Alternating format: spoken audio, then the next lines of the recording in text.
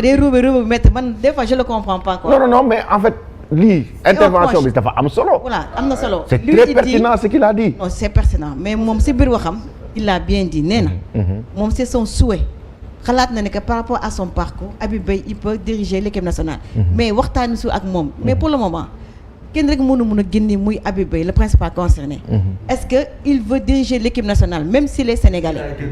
est-ce qu'il est aussi demandeur. Il y a plusieurs questions donc su fekkee loolu on va tourner en rond éternellement sur cette question-là. D'accord. Les principaux concernés nañu wax ne bëgg nañu wala bëgg na kenn wax dégg nañ ne bëgg na mooy Hervé Renard. ok d'accord dañ ko. kon boog na fédération bi wax. léegi Habib Beye na wax moom personnellement de vive voix. s'il veut l'équipe nationale ou pas. d'accord Alioune Touré yow la nga ci xalaat ba ñu balaa ñuy jàll ci beneen point. comme ils l'ont dit bon là je pense que am na fu muy toll da ngay wax ak employeur bi ba pare. ne ko ñun kii lañ bëgg après teg les objectifs. te yaakaar nañ ni parce que c'est le plus important au fait. parce qu'on parle de football professionnel on parle de l'atteinte des objectifs. Moi c'est le plus important. C'est le plus important. donc na doon Habib Beye ak na doon De Sabre rek na doon congolais gambien. moi l'essentiel kan mooy voilà kan moo may gagner parce que faut pas l'oublier moi j'ai discuté beaucoup avec Régis. qui a formé Aliou Cissé déjà.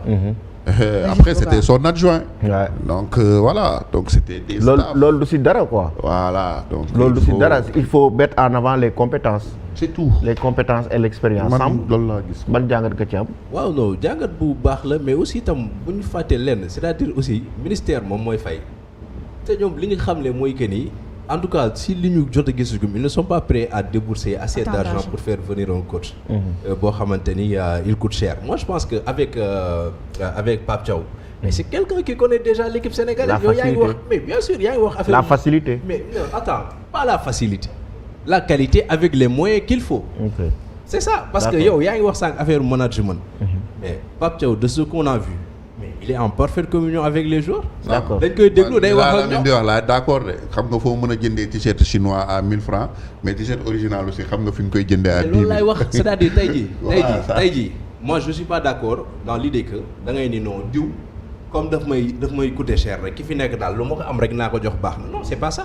c'est-à-dire même il faut. est-ce qu'on est prêt à payer Pape Thiaw 20 millions ou 30 millions bi nga xam ne war nañ ko mën a jox tubaab bi bu ñu ko jëlee. indi ko fii mais il le faut bien sûr pourquoi pas il le faut. gouvernement bi dañ ko def. pourquoi pas ils doivent le faire. Ils doivent le faire et la même. Croisons les bras. Mais bien sûr, ils doivent le faire. C'est-à-dire non, il y a deux choses. Il y a la différence à faire entre est-ce qu'ils sont prêts à le faire et est-ce qu'ils doivent le faire. D'accord. C'est-à-dire devoir bi mu ngi fi obligation. Mais est-ce que dinañ ko def waaw loolu beneen loolu c'est un autre débat. Mais ils sont dans l'obligation de le faire. De le faire. D'accord. Beneen point bi ñu abordé c'est le cas Aliou Cissé. Donc il est parti, il a quitté l'équipe nationale du Sénégal même si Ndeye Coumba n'est pas d'accord avec le mot limogeage, mais il a été limogé parce que vraiment la façon dont il est parti quand même c'est assez déplorable.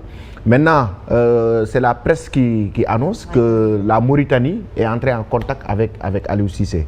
Donc les Mourabitoun veulent que le sélectionneur, le technicien sénégalais, le champion d'Afrique dirige cette équipe de la Mauritanie qui n'a pas encore remporté la Coupe d'Afrique des Nations.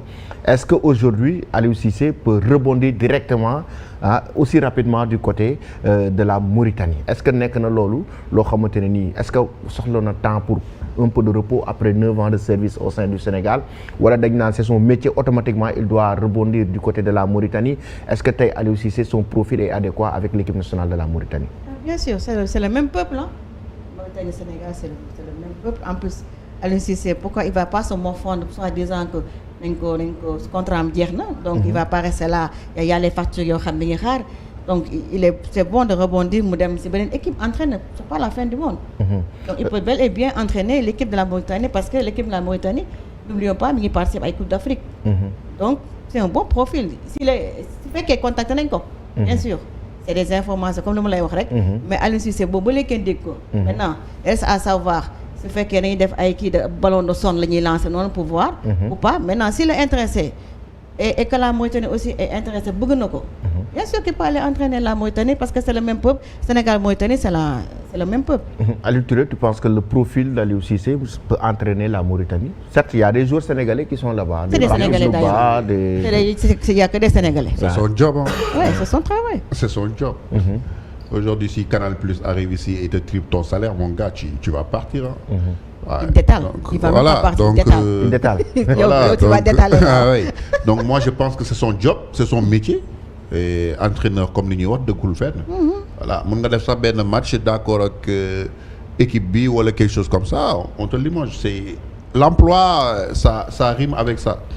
Moi personnellement je sais qu'il a été sollicité. Moi personnellement rek j'ai reçu 5 offres pour lui. 5 offres pour Ouais, lui. moi rek personnellement. waaw mais loolu c'est bien de nous le donner en exclusivité. Ouais 5 offres donc. bu benn bi fan la jógee ban dëkk. ñi ngi fi yenn moom ñi Non, ngi c'est en Europe ou bien ñaari ñi ngi en Afrique ñett yi ñi ngi Asie. ñaari ñu ngi Afrique. waaw ñett yi ñi ngi Asie. Asie, c'est mieux. ñaari benn bi club africain. la Afrique waaw. benn Ñaari bi club club. la benn bi sélection. benn bi club benn bi sélection. voilà. ñett yi ñu ngi Asie. ñi ngi Asie waaye dans le Moyen-Orient benn club ak ñaari sélection aussi. et loolu c'est des Concret. Concret. Ouais. Donc c'est à lui de choisir. Donc moi c'est un grand frère avant tout. Parce que ba bi nekk Paris ñun ñoo janoo woon kër. Donc man ak ay raxam Xaasim Ngañ ñun ñoo doon ànd. Je me souviens à chaque fois bu jóge waan Paris su ñëwee andi daal affaire yooyu bon comme que ay kal la ñu woon dafa ma naan Touré kaay jël ba pare maay sa buur quoi. Donc Mara nee na nga jox ñu précisément voilà. yan dëkk la ci Afrique. non je vais garder ça de manière confidentielle. Je sais. certainement xam naa ne daal am na benn sélection ak un très grand club du Maghreb qui a soumis des offres vraiment très très concrètes par rapport à lui. Donc après lui et ses conseillers ils vont faire peut-être le choix qu'il faut. Après c'est à lui de choisir en fait.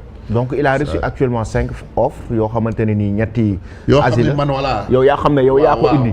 te ñetti Asie la jógee ñaari jógee Afrique benn bi club la benn bi équipe nationale la. léegi ñetti mu nekk ay club Asie la tamit. voilà non benn club Moyen-Orient ak ñaari sélection. ak ñaari sélection aussi donc am na donc sur la table 5 propositions yu toog di ko xaar. donc. Comme lui de sortir. Là je pense que c'est exclusivité en direct sur. ne ko mu génn fu mu nekk. hein lui de sortir mu génn mu dem. mu génn. yow proposé nga ko jot nga ko proposé 5 offres yi on wala. l'a pas vu. Ouais, on a discuté avec lui, on a discuté aussi avec ses conseillers. kon yaa ngi déggante ak Aliou quoi. Tranquille, ouais, de temps en temps. Il est comment il est dans quel. Ouais, mais tranquille, grand bi guerrier la. donc bi nga proposé offre yi moom daf la laaj temps de réflexion wala moom. non waaw amaguñu nag jàng. réponse wax dëgg yàlla. gars yi amaguñu réponse gars yi nag ñu ngi. nga parlé avec ses conseils wala moom en personne nga waxante. waaw même su ma wax ak moom loolu c'est de manière personnelle. wax dëgg yàlla. mais quand il s'agit de trucs De business. professionnels, de business, c'est avec Les ses conseils. conseils. Avec ses conseils. Voilà, ceux qui sont autour. Parce qu'il y a des gens qui le gèrent et tout quoi. Am su na- ma ko woowee wax ak moom c'est en tant que grand frère au fait. Parce que voilà c'est avant lii yëpp quoi au fait. Récemment, on a fait une interview avec Matar Cissé, un des proches des frères Son d'Aliou petit frère, Cissé. ouais. Donc, moom aussi, il nous a dit au moment où Aliou était resté 6 mois sans salaire au Sénégal, il avait reçu une offre de 200 millions venant d'un club saoudien. Donc, mais Aliou l'avait refusé. Loolu moom tam wax na ko ci interview En fait, moi, ce qui m'a marqué, quand on sortait de la Coupe d'Afrique 2019, quand l'Algérie nous bat en finale, il était venu dans un séminaire à Saly, à Djambar. Je dis, grand, bah, parce que dans toute chose, il y a un cycle, en fait. Donc, dans tout produit, dans toute chose, il y a un cycle. Après le lancement, croissance, maturité, après c'est le déclin. Donc, sur le déclin, il faut peut-être des mesures extramuros ou intramuros. Boy, toi, tu es fou. Moi, je suis redevable à ce pays. Alors, redevable. Dem nañ ba final et tout affaire bu ne ma boy bul fàtte CAN 2002 man maa raté penalty bi. Est-ce que Ça tu l'a vois préoccupé. voilà ça m'a fait tac dans ma tête. ma ne ko ah ouais sur ce point quand même mu ne ma CAN 2002 man maa raté dernier penalty man maa ñàkkloo équipe bii kat. Moi, il faut mu fay leen penalty bi. Je te jure. devant le Cameroun. Je te jure. Moi j'avais même zappé ça en fait. loolu kañ nga si wax moom après. Non, après la CAN 2019, alors boobu avant ñuy jël Coupe d'Afrique bii. ok ci nga ko ni mu bàyyi. 2019 contre ba ñu Algérie dooree. ok. ba ñu Algérie dooree. nga ko bàyyi loo di. Tu vois. alors qu'il avait ses objectifs. Waaw il avait ses objectifs mais moi je Ouais. dis ce que Ah non, je c'est pense. bien, c'est bien. Parce qu'aujourd'hui le football à chaque fois ça a besoin de sang neuf, ça a besoin d'insuffler. Aujourd'hui l'autre jour par hasard damay seetaan ak match Real sama benn oncle. mu ne ma ñii jël Ligue des Champions jël lii affaire yi seen supporter de ma ne ko c'est ça le football. c'est aujourd'hui qui compte. Ah oui, c'est ça. Voilà, l'histoire ne compte plus en fait. les Ivoiriens instant bi ni ngi yàq lu mel ni xeme. C'est tout, c'est l'instant présent qui compte. C'est l'instant présent qui compte dans le football. Par contre, là où par exemple Aliou aurait pu décrocher, c'est au moment après où il a gagné la Coupe d'Afrique, voilà. Et après, bon, même si ça a tardé à se faire, peut-être bi mu jógee Coupe du Monde. Pour lan muy décrocher. Non, il a été son objectif am loolu la woon gagner Coupe d'Afrique. C'est objectif moment boobu noonu. foofu la c'est moom la. Après il y avait la Coupe du Monde qui était devant. dama ni comme ça a tardé à se faire après la Coupe d'Afrique. waaw elle va li ma lu wax. xam nga li ngay wax de moo gën a xam li ngay wax. bi mu jógee Coupe du Monde. mais waroon na mën a retirer wu. parce que tout à l'heure tu as montré sur le journal que Aliou était prêt à diriger l'équipe gratuitement. C'est un patriote le gars. Oui, c'est ça, mais le mal était déjà fait. Du moment où que tu as vu la façon dont Alioune Touré nañu wax ndax Mauritanie bi. ndax Aliou ndax yow yaa ko indi wala indiwoo ko. loolu moom du ma ko wax. offre Mauritanie bi ndax moom moo ko. loolu du ma ko wax indiwu ko loolu je pense que Alioune Touré am naa ay doute ne moom moo indi offre Mauritanie bi parce que benn équipe nationale la wax ak benn club en Afrique. Je vais te laisser avec tes doutes. ah benn équipe nationale ak benn club en Afrique. Bon, pour te rassurer, c'est pas la Mauritanie déjà. Ah, c'est pas la Mauritanie, mais c'est une équipe nationale et un club africain. Et un très grand club. waaw loolu je pense que c'est une exclusivité dans Bourse Matinale et que lu bëri vraiment war nañ ci mën a xam xaarandi kon Aliou Cissé d'ici peu mu am benn club wala benn équipe nationale bu mu leen diriger. C'est ça qu'on lui souhaite. loolu mënul ñàkk. Je pense qu'il a le choix hein, par rapport à ces propositions yi nga xamante ne defal nañ ko ko.